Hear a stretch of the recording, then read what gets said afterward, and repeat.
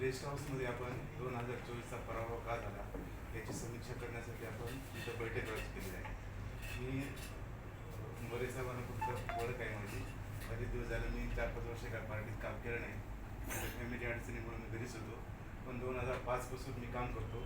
मी हदगाव तालुक्यामध्ये मराठा जिल्हा परिषद पण लढवली आहे त्यावेळेस, आणि तिथं 2 नंबर लावतो मराठा जिल्हा परिषदला, आणि विधानसभेचा महासचिव पण होतो.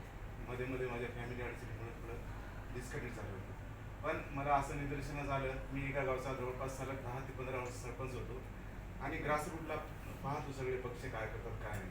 आणि बहुजन समाज पार्टीचे सर्व कॅडर काम मी अटेंड केलेले आहेत अगोदर 2006, 7 वीरसिंग असं सगळ्यांना मी वीरसिंग साहेबांसोबत सुद्धा रोज बसलेलो आहोत. पण एक आताच्या याच्यामध्ये आपल्याच निदर्शनास येते की जे काही जिल्ह्याची कमिटी आहे ती ग्रासरूटपर्यंत आणि विधानसभेपर्यंत पोहोचत नाही. आणि जरी पोहोचली तरी काय होते की आपण जेच निवडणूक आलो की सांगतो का की विधानसभा अध्यक्षांना काही काम केलं नाही, पण बऱ्याच 5 वर्ष जे असतात आपल्याला, त्या 5 वर्षामध्ये आपण काही त्याची समीक्षा करत नाही.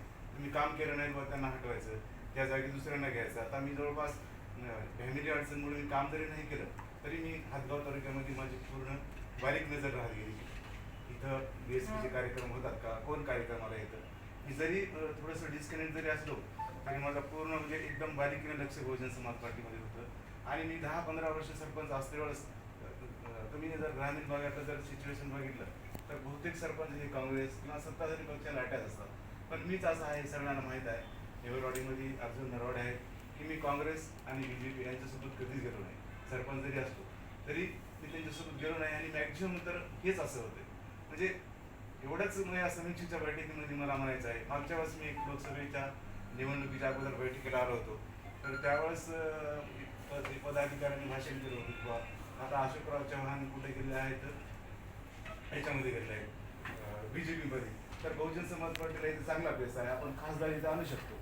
हे असं म्हणजे जिल्ह्याची म्हणजे आपण इतकं भाषण करतो की एकदम आपण होशमध्ये नसतो त्यावेळेस. आणि का म्हणलं तर काहीच नाही, हे खासदार तर सोडाच, पण आपली हालत काय झाली. पण जिल्ह्याचे पदाधिकारी प्रत्येक विधानसभेला बैठक लावते तर पदाधिकारी काम करतात की नाही, सेक्टरची बांधणी झाली की नाही, बूथ लेवलपर्यंत